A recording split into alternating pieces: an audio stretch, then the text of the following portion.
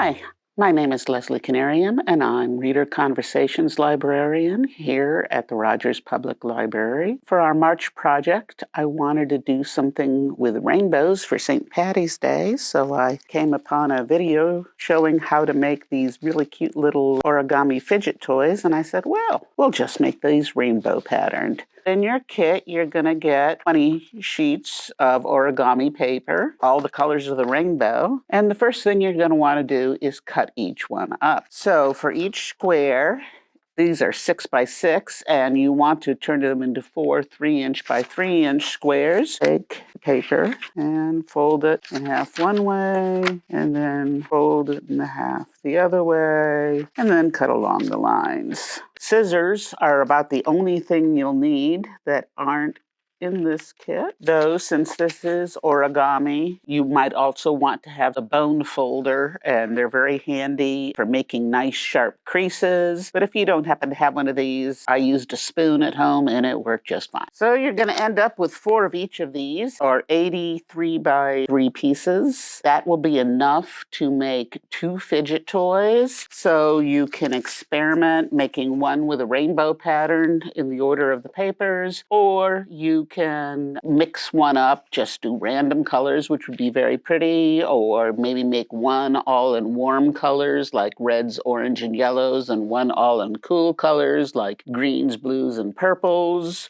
It's really up to you and whatever you're feeling like. It might be a good idea to pile them up in stacks of 10 in order, just so you can keep things in order. And you're going to sit and make little modules, fold each one the same, and then you're going to fold them all together to make the toy. You're going to take each square, fold it in half.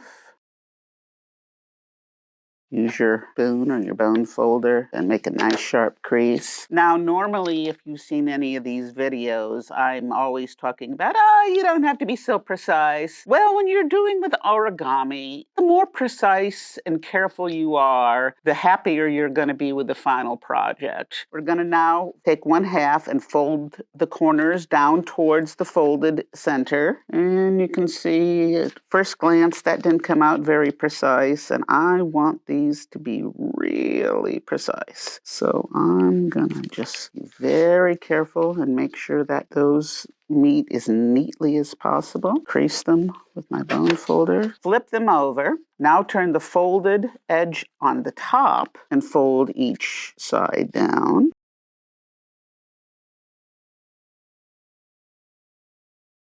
Smooth that crease.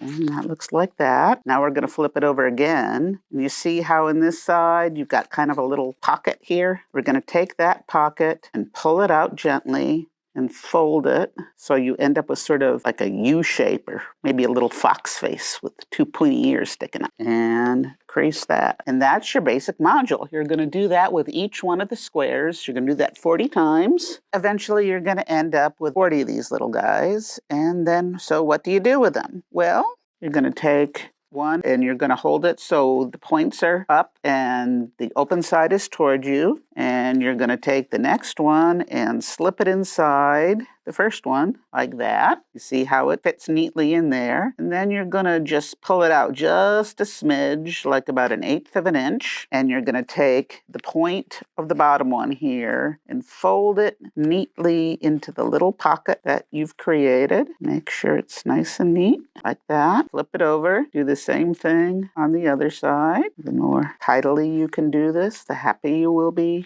down the road.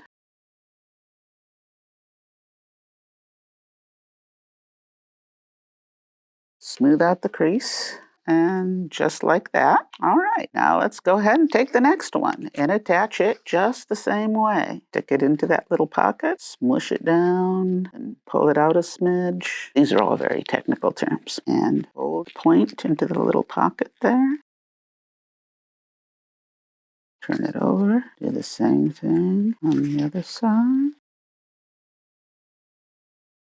And you can already see with just 3 that this is sort of tilting a little bit into a curve. That's good. You want it to do that. You don't want to force it, but it should naturally fall into that sort of curve. Now, I'm not going to make you all watch me do this 40 times because I've already done most of this toy here. You see how already it's fun to play with. It just squishes and stretches. And I'll just tuck these final bit into the part I've already prepared. Okay, because this is thick, I'm gonna have to use just a little bit of, not force, but encouragement. Make sure it settles in there nicely. And tuck it into this pocket here.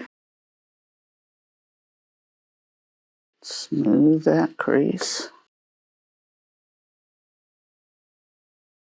Tuck and fold. Smooth that crease. And now that we've got all 40 modules attached into this very pretty rainbow, we're going to take them around and give it a little bit of encouragement and bring it around. And just like a snake eating its tail, we tuck the beginning into the end, fold, and tuck. Oh, well, a place where it came apart. Take that stubborn little fellow who didn't want to stay.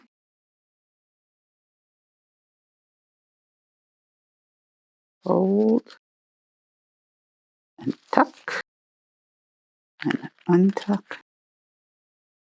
to bring it back in together and fold. And there you go. It's pretty just like this. This one is a little tender because of that bit where it came apart, but I can show you with the other sample that you can twist it around. You can tug on it a little bit. You can even turn it inside out and it can take it. And it was fun to make and it's fun to play with. And it's a rainbow for your desk. And that's really all there is to it.